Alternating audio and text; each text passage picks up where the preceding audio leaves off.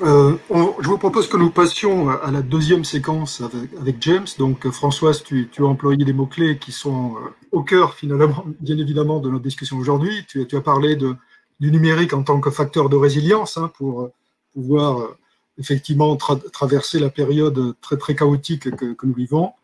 Tu t'es interrogé sur la place de la technologie en tant que levier du progrès. Et se pose bien évidemment la question, effectivement, de la manière dont le numérique peut nous aider à réconcilier les différentes dimensions que tu évoquais, la dimension économique, etc. Et le travail à l'échelle locale qui est nécessaire finalement pour aborder ces aspects-là.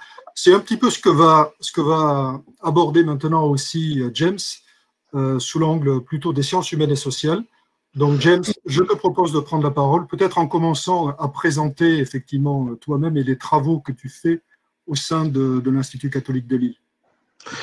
Ok, merci bien. Bonjour à tous et à toutes. Je suis James Boyer.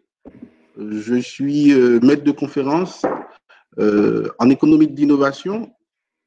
Donc, au niveau de l'Université catholique de Lille, il y a une équipe de Hémisphère Design School et de la direction de prospective qui travaille essentiellement sur les écosystèmes d'innovation.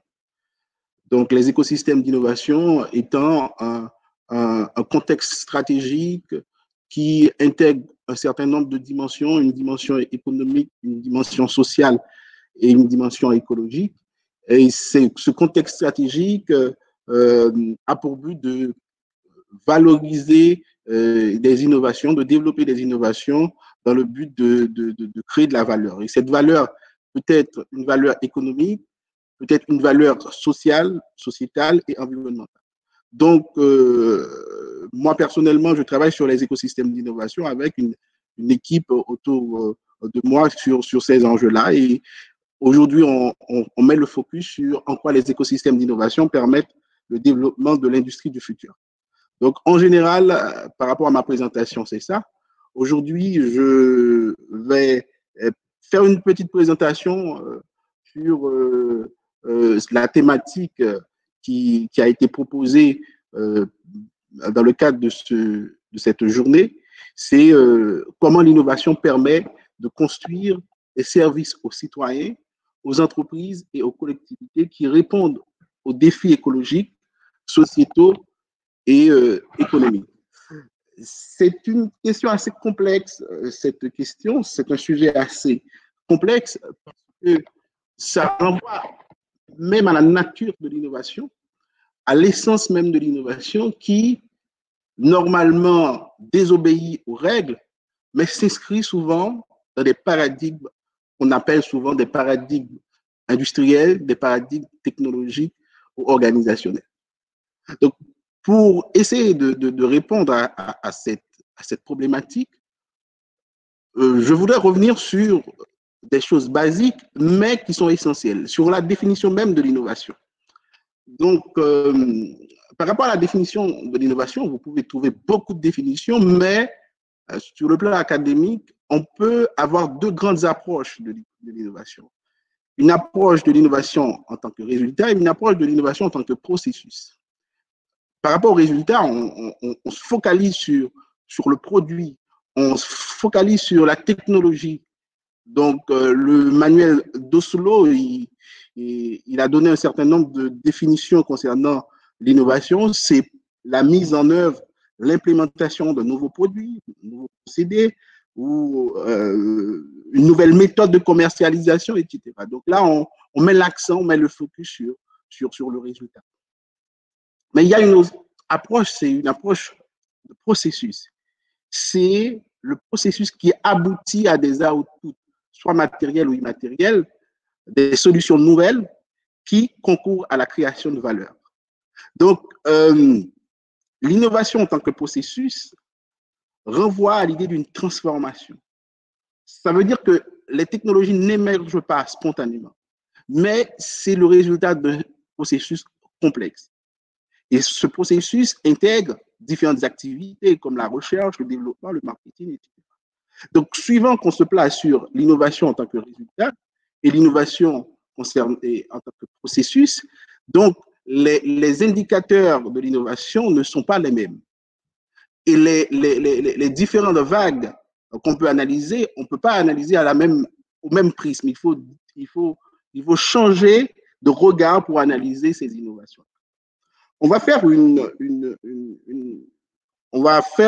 un exercice par rapport à ces deux approches-là pour essayer de comprendre en quoi l'innovation, sous quelles conditions l'innovation peut permettre de générer des produits ou des services qui ont à la fois une dimension économique, écologique et sociétale. Premièrement, par rapport à l'approche résultat. Et quand on parle d'approche résultat, on va s'intéresser aux vagues d'innovation. Donc, on a plusieurs vagues d'innovation concernant les technologies. Par exemple, là, il y a ce cadre qui explique qu'il y a plusieurs vagues d'innovation. Il y a une vague d'innovation où on exploitait la force hydraulique, le textile, etc. Et il y a une autre vague d'innovation après qui s'appuyait sur la machine à vapeur, le chemin de fer, etc. Et après, il y a une autre vague sur l'électricité, sur moteur à explosion. Après cette vague d'innovation, on va avoir l'ère de la pétrochimie, de l'électronique. Et aujourd'hui, on est à la fois dans une vague d'innovation qui met en évidence, qui renvoie à la transformation numérique, à l'industrie 4.0, et aussi, comme vous pouvez voir ça, à des questionnements beaucoup plus systémiques, beaucoup plus écologiques, qui renvoient au développement durable, qui renvoient aux énergies renouvelables, qui renvoient aux technologies vertes. Donc, aujourd'hui, on voit bien qu'il y a à la fois une demande sociétale en rapport à l'écologie, en rapport à la pensée systémique, en rapport au développement durable, et aussi une demande pour la compétitivité des villes, des territoires et des entreprises. Donc là, on est plus ou moins dans cette vague-là, dans une vague d'innovation structurée autour de la transition numérique, autour de la transition écologique et les énergies renouvelables. Pour essayer de bien capter cette vague, souvent on utilise les valorisations boursières pour comprendre un certain nombre de vagues. Par exemple, par rapport à la vague précédente qui était supportée par la pétrochimie, en 2007, les 10 plus grandes entreprises mondiales, et vous voyez dans ce tableau à gauche, c'était, excusez-moi, autour de l'essence et gaz, et il y a pas mal d'entreprises, des grandes entreprises qui étaient valorisées mondialement, les 10 plus grandes entreprises valorisées mondialement, il y en avait pas mal qui étaient autour de la pétrochimie. Et aujourd'hui, en 2020, là, on a pris les résultats du premier trimestre, et on voit, et ce n'est pas un secret pour personne, les entreprises autour du numérique qui sont principalement dans les 10 premières grandes entreprises au niveau planétaire. Donc, ça montre bien qu'on est dans une vague autour de la révolution numérique. Et autour des énergies renouvelables et du développement durable, on sait bien qu'il y a une demande importante par rapport à ça. Par exemple, la dernière décennie, on peut qualifier cette dernière décennie de 2009 à 2019 comme une décennie où il y a beaucoup d'investissements dans les énergies renouvelables. Plus de 2500 milliards de dollars d'investissements. Donc, par rapport aux énergies renouvelables, en 2018, c'était environ 288 milliards de dollars. Donc, il y a eu une capacité d'énergie renouvelable qui a été multipliée par 4, l'énergie solaire qui a été multipliée par 26. On voit bien qu'au-delà de la transition numérique, on est dans un paradigme où la pensée systémique, où le développement durable, où les énergies renouvelables occupent une place importante. Ça, c'était du point de vue de l'innovation en termes de résultats. Maintenant, passons à l'innovation en termes de processus. En termes de processus, rapidement, l'innovation, c'est le modèle de Schumpeter auparavant, avec des idées de l'invention, après du développement de la production. Donc, voilà, il y a au départ le paradigme de l'entrepreneur qui est omnipotent, qui fait de l'innovation, mais à un certain moment, on dit que voilà, il y a le développement des idées qui se fait au niveau de la recherche. Donc, on va avoir ce qu'on appelle le paradigme des liens université-industrie. Et il va y avoir pas mal de recherches qui vont être faites sur ce paradigme-là, comment la recherche peut aider à développer des innovations. Donc là, c'est le modèle de Klein et Rosenberg qui explique le processus d'innovation qui commence avec l'identification de marchés potentiels, et après, il y a l'invention ou production du design d'études, le design détaillé et test, le nouveau design et production, distribution et marché. Et vous voyez là qu'il y a toujours des allers-retours avec la recherche en passant par les bases de connaissances. Donc, ces allers-retours-là expliquent bien le lien important entre la recherche et le processus d'innovation. Là, on était dans un paradigme où c'est l'entreprise qui développe l'innovation et l'entreprise essaie de se connecter avec la recherche et pour essayer d'utiliser les inventions, pour développer les inventions au niveau de la recherche. Ce paradigme-là a changé parce que aujourd'hui, c'est pas aujourd'hui, ça fait quelques temps, donc il y a un certain nombre de politiques publiques qui ont vu l'enjeu du développement territorial. Et par rapport à cette question d'enjeu du développement territorial, on a développé le cadre conceptuel de la triple hélice qui explique qu'il faut, sur un territoire, que l'État puisse s'impliquer dans les processus d'innovation pour permettre à ce territoire-là d'être plus dynamique, pour permettre à ce territoire-là d'être plus compétitif. Donc, l'État, les politiques publiques ont ce devoir de créer des conditions pour la compétitivité de ces territoires-là. Donc, et avec ce raisonnement-là et d'autres réflexions autour des clusters, on va avoir des politiques publiques en France autour des pôles de compétitivité.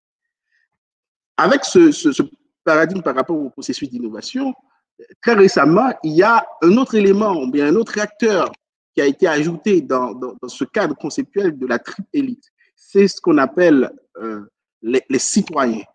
C'est ce qu'on appelle les usagers.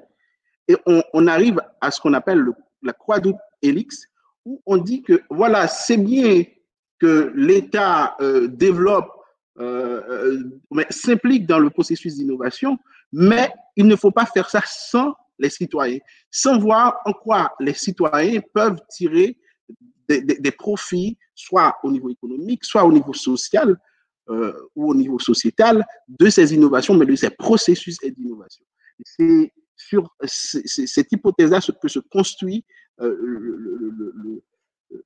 le modèle de la quadruple hélice. Plus récemment encore, il va y avoir ce qu'on appelle la quintuple hélice, qui explique que au-delà des éléments sociaux, il faut intégrer aussi des éléments environnementaux.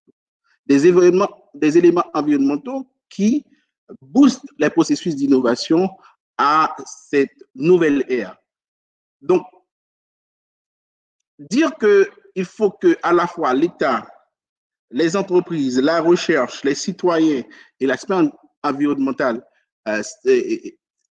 interviennent dans les processus d'innovation, c'est très bien, mais il faut dépasser ce point de vue mécanique de l'innovation. C'est pour cela qu'aujourd'hui, il y a un fort intérêt autour des écosystèmes d'innovation. Les écosystèmes d'innovation expliquent qu'il faut mettre tous ces éléments-là dans une situation de bouillonnement où il y a des relations complexes qui se construisent autour de la recherche, autour des entreprises, autour des enjeux environnementaux. Et ce bouillonnement-là peut donner naissance à des processus d'innovation qui respectent à la fois les aspects environnementaux, mais qui soient profitables pour les citoyens et aussi qui soient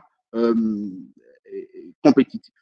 Donc, c'est pour ça que beaucoup de politiques publiques aujourd'hui essaient de développer au sein des territoires des processus d'innovation en mettant dans une situation de relations complexes les différents éléments, les différents acteurs qui peuvent produire ces innovations, qui peuvent répondre à la fois aux enjeux économiques, environnementaux et sociétaux. Donc maintenant, comment on fait pour favoriser ce bouillonnement? Alors, ça renvoie au cœur de notre recherche au niveau de l'Université catholique de Lille. Pour nous, et aussi un certain nombre de chercheurs à Montréal, c'est de développer au sein des territoires des lieux, des espaces, des événements qui permettent à ces acteurs-là de se rencontrer. Ça veut dire de développer un véritable middle ground pour permettre aux chercheurs de rencontrer des entrepreneurs, pour rencontrer aussi des acteurs qui sont impliqués dans l'environnement pour pouvoir produire ces genres d'innovation. Donc aujourd'hui, en France, il y a un développement des tiers-lieux, des open labs, et au niveau de ces open labs-là, bien que ce n'est pas encore bien ancré dans les processus d'innovation industrielle, on se rend compte que ça favorise l'émergence de ce type d'innovation. Donc, les écosystèmes d'innovation, dans leur conception écologique, parce qu'en fait, il y a plusieurs approches des écosystèmes d'innovation. Donc là, dans leur conception écologique, met en évidence les différents éléments, les différents acteurs qui peuvent intervenir dans un environnement complexe, dans un environnement dynamique qui coévolue pour développer de l'innovation. Ça ne veut pas dire que tous les projets d'innovation qui vont être développés vont avoir ces 5 dimensions. Ça veut dire que tout simplement, que ces projets-là peuvent émerger par rapport à au sein des laboratoires de recherche, au sein des entreprises, au sein de la société civile. Et l'émergence de ces projets, dans le cadre d'un écosystème d'innovation, on peut rencontrer au fur et à mesure d'autres acteurs qui vont s'intéresser à ce processus d'innovation, qui vont s'impliquer à ce processus d'innovation et qui vont donner différentes dimensions à ces innovations au niveau des territoires.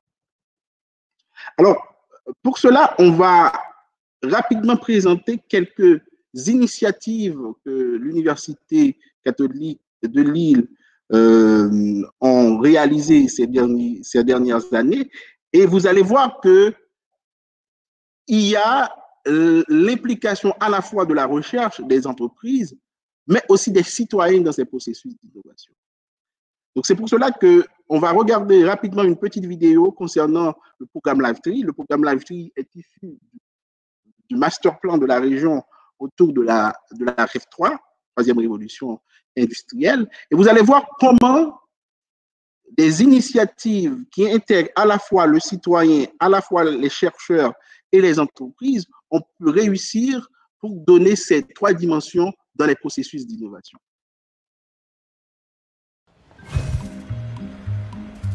Nos modes de vie doivent changer en faveur d'une consommation plus intelligente et durable. L'Université catholique de Lille s'engage dans ces transformations. C'est le programme LiveTree. Entreprises, chercheurs, étudiants et habitants travaillent main dans la main pour faire du quartier Vauban à Lille, plus de 40 000 usagers, une mise en application concrète des 8 piliers de la troisième révolution industrielle. Déjà 3 bâtiments de l'université ont réalisé cette mutation. Premier pilier, l'efficacité énergétique.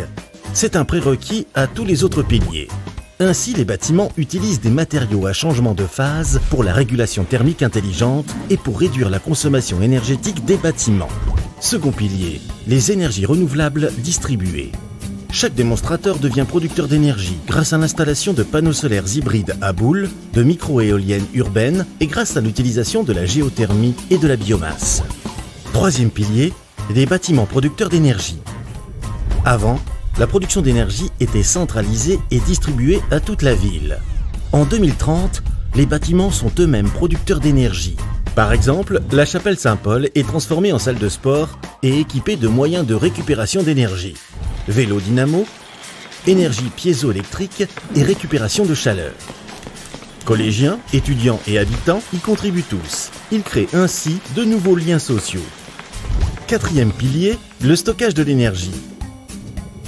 C'est possible grâce à des supercondensateurs et au développement du stockage par hydrogène. Les habitants peuvent consulter la consommation des bâtiments. Tous acteurs dans la gestion de l'énergie. Cinquième pilier, l'Internet de l'énergie. Un premier micro-réseau dynamique est installé entre les 3 bâtiments démonstrateurs du campus Vauban. Puis tous les immeubles de l'université et du quartier sont connectés entre eux par des réseaux intelligents. Sixième pilier, la mobilité innovante. Cette nouvelle approche de la mobilité urbaine est économe, durable, collaborative et intelligente.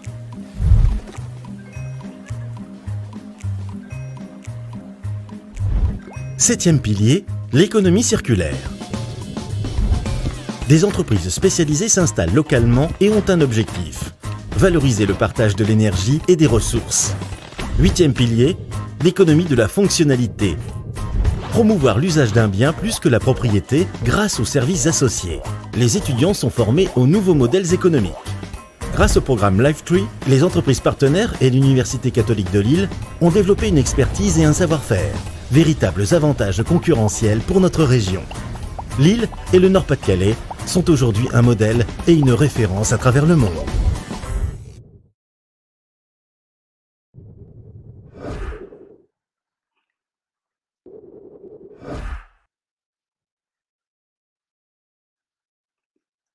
OK. Et si on peut revenir sur la présentation, donc dans cette initiative qui a été commencée par le Master Plan REV 3, on voit avec le programme LiveTree l'implication de certains nombres d'acteurs qui sont à la fois des entreprises, des citoyens, des chercheurs dans le cadre du développement de processus d'innovation.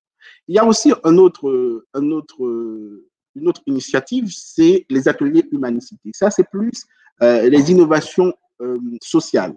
Donc, les ateliers humanicité, c'est un Living Lab qui a été développé par l'Université catholique de Lille et d'autres acteurs et dans ce quartier-là, les acteurs publics aussi. Donc, c'est pour essayer de favoriser la mixité sociale, la mixité intergénérationnelle.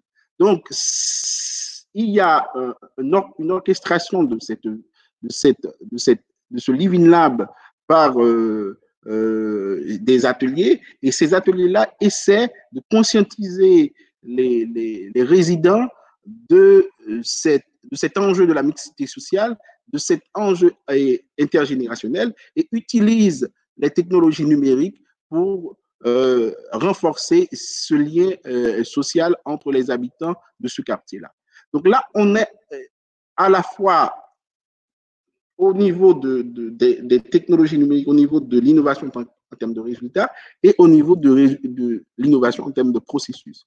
Donc, aujourd'hui, on voit qu'on est dans un nouveau paradigme, dans une nouvelle vague d'innovation qui renvoie premièrement à la révolution numérique, mais aussi aux enjeux écologiques, aux énergies renouvelables et au développement durable. Donc, développer des processus d'innovation qui répondent à ces 3 dimensions, ce n'est pas une illusion, c'est plutôt un nouveau paradigme. Merci beaucoup à tous. James, un énorme merci. Je pense que tu nous as amené un éclairage absolument fondamental par rapport à la thématique d'aujourd'hui et par rapport à la qualité de ce que tu viens de nous présenter. Je pense qu'on est clairement au début d'une collaboration avec toi, si tu en es d'accord, étant donné que tu es vraiment au cœur du cœur de toutes les préoccupations que développe le pôle dans la globalité de ses actions. Donc vraiment, je pense que tu nous proposes un cadre à la fois conceptuel et pragmatique et qui est vraiment extrêmement porteur. J'avais peut-être une question, James, sur… tu nous as présenté effectivement à la fois les orientations, les objectifs et les modalités finalement pour atteindre ces objectifs d'équilibre ou de bonne balance entre les dimensions qu'évoquait Françoise tout à l'heure. est-ce qu'à la lumière de tes recherches ou de ce que tu as pu constater sur Livetree ou Humanicité, un certain nombre de bonnes pratiques peuvent être dégagées pour justement mettre en musique cette approche multidimensionnelle que tu as évoquée. À la fois pour mettre en musique cette approche multidimensionnelle et peut-être aussi pour mettre en bonne synergie les 3, 4 ou 5 composantes des hélices que tu nous as également présentées. Ok, merci. Effectivement, surtout pour, pour Livetree, on a fait un travail sur quelques résultats de Livetree. On voit un certain nombre de bonnes pratiques. En fait, Livetree, l'objectif, c'est en 2030, on atteint la neutralité carbone. La neutralité carbone passe par une mobilité plus durable, par la façon dont par le changement de comportement des étudiants au sein de l'université, etc. Et il y a, je pense, une pratique intéressante qui m'intéresse, c'est aussi le fait d'arriver à permettre aux chercheurs et aux acteurs professionnels de travailler ensemble. C'est souvent très compliqué de les faire travailler ensemble parce qu'ils sont dans des dynamiques totalement différentes. Donc, avoir des lieux, par exemple, au niveau de Livetree, il y a des lieux où les chercheurs sont là avec d'autres acteurs professionnels qui développent qui développent des idées, qui développent l'intelligence artificielle, l'intelligence collective, pour essayer de résoudre un certain nombre d'enjeux. Donc, ces lieux-là, le fait de développer ces lieux-là et de permettre à des acteurs de tout horizon de s'intéresser à ces lieux-là, pour moi, c'est déjà une bonne pratique qui peut favoriser ces processus d'innovation avec ces différentes dimensions. Par rapport aux ateliers humanicité, les rencontres et les événements sont importants. Les rencontres et les événements avec tous ces acteurs-là vont créer ce qu'on appelle les rencontres improbables. Et Pierre Giorgini, notre ancien recteur, a bien expliqué cette question de rencontres improbables qui sont clés aujourd'hui dans les questions d'innovation. Et justement, à l'intérieur de ces lieux ou de ces ateliers, est-ce qu'il y a des méthodes d'animation de cette mise en synergie finalement de ces acteurs qui n'ont pas l'habitude de dialoguer ou de collaborer ensemble, qui sont nécessaires finalement pour que la mayonnaise puisse prendre?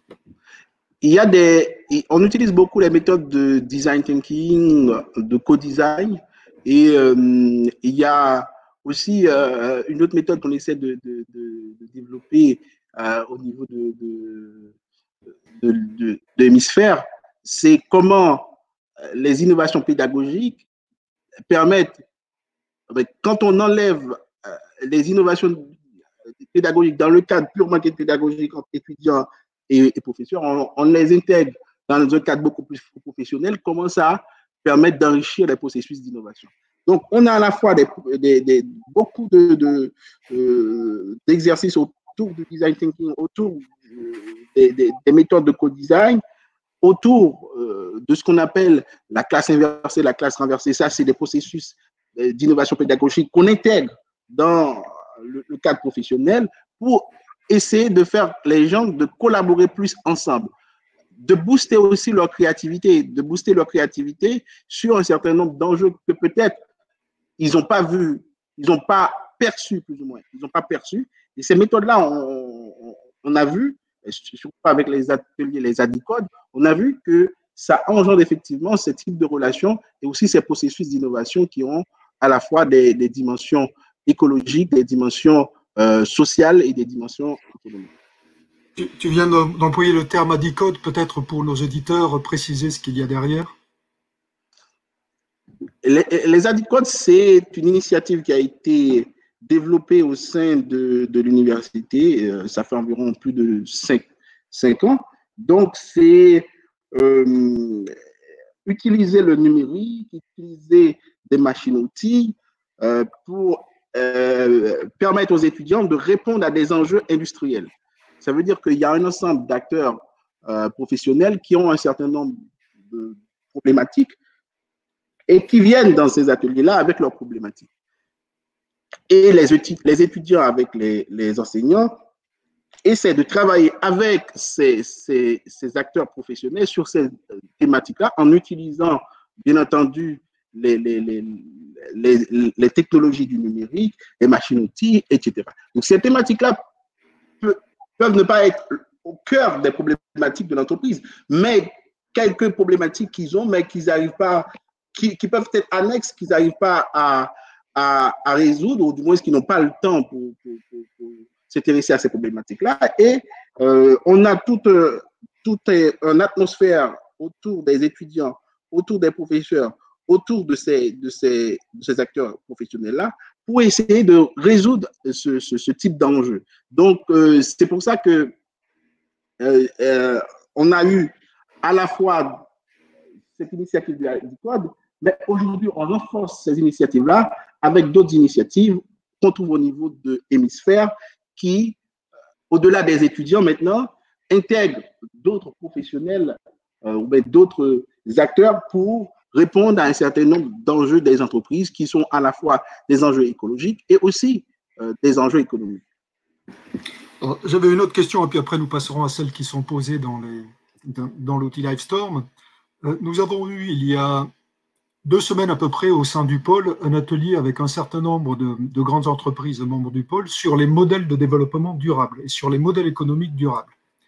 J'ai pu me rendre compte que l'approche en triple hélice que tu viens d'évoquer était déjà dans la perspective des entreprises, mais quand même assez loin d'être intégrée, appropriée et déployée par les grandes entreprises.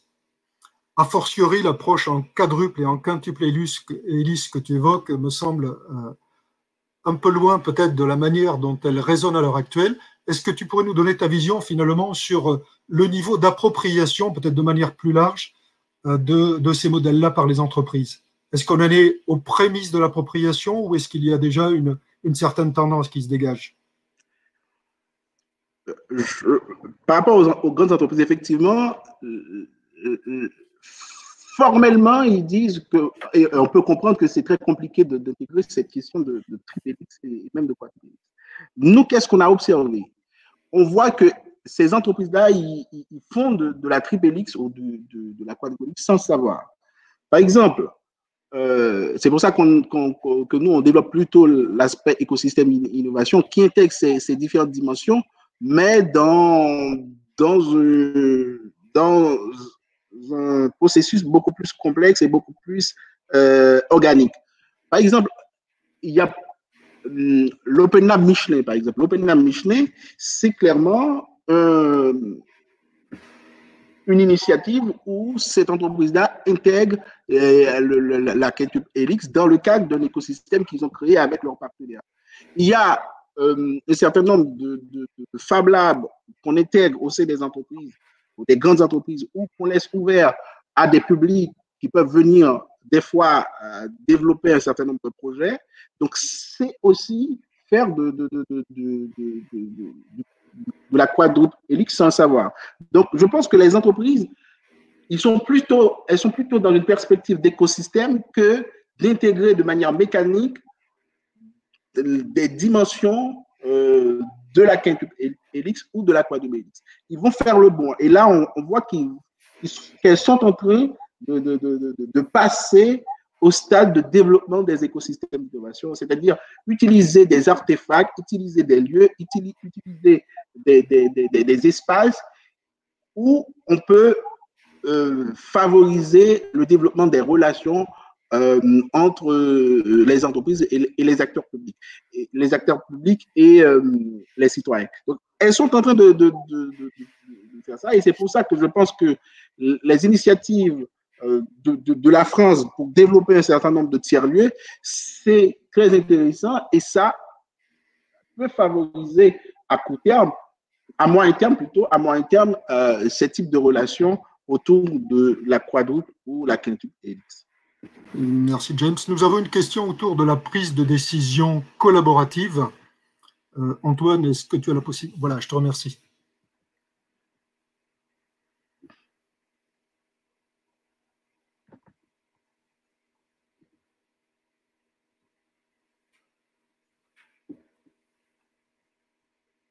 Allô? Oui, nous t'entendons. Si tu peux. J'ai pas bien compris la question. Ne manque-t-il pas un pilier dédié à la prise de décision sur l'ensemble des outils et des projets d'une manière collaborative? Est-il possible que tous participent à l'essor de la ville dans laquelle ils évoluent? Manque-t-il pas un pilier dédié à la prise de décision sur l'ensemble des outils, projets, c'est-à-dire est-il possible que tous participent à l'essor de la ville dans laquelle la prise des décisions, je ne sais pas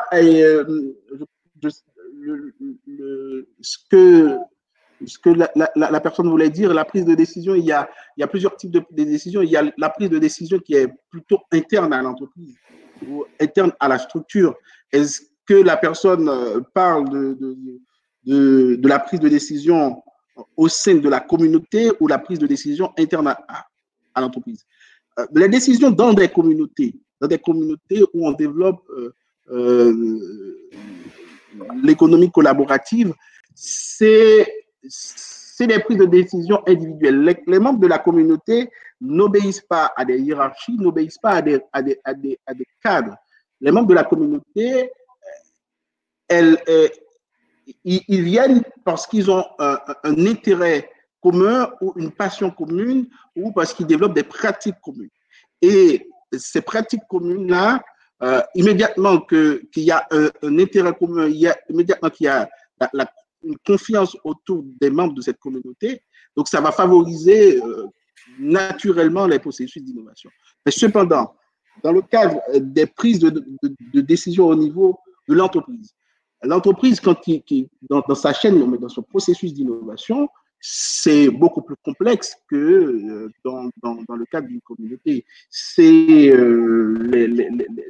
les chaînes de décision, mais les processus décisionnels conventionnels, c'est que l'entreprise regarde les risques, les bénéfices, son environnement, etc., pour prendre un certain nombre de décisions.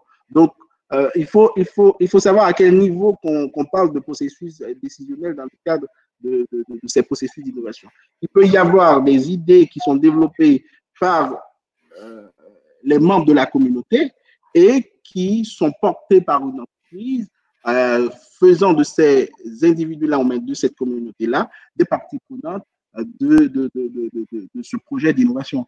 Donc, les processus d'innovation sont très complexes quand on parle des écosystèmes d'innovation, suivant que les processus d'innovation soient intégrés à la communauté ou très internes à l'entreprise. James, merci beaucoup pour cette réponse et merci aussi pour tout l'exposé que tu as bien voulu dérouler avec nous. Je te renouvelle encore tout l'intérêt que je vois à continuer notre collaboration compte tenu effectivement de la convergence des vues qu'on a pu exprimer jusqu'à présent. Je vous propose que nous fassions une pause de quelques minutes pour nous retrouver à 10h30 donc en nous focusant sur un sujet plus précis qui est celui du commerce et de la logistique urbaine pour analyser dans ce contexte bien précis effectivement toutes les composantes de la discussion qu'on a eue jusqu'à présent. Donc une pause de 7 minutes si vous voulez bien et en retour à 10h30 pour la suite de nos débats. À tout à l'heure.